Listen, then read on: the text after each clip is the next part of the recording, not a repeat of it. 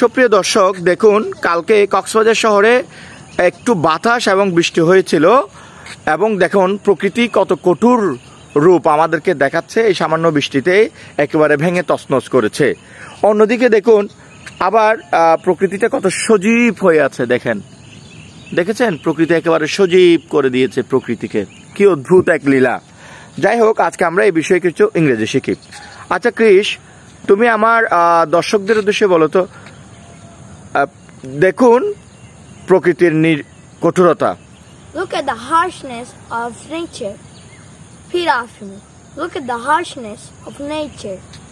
Look at the harshness of nature. দেখুন প্রকৃতির সজীবতা।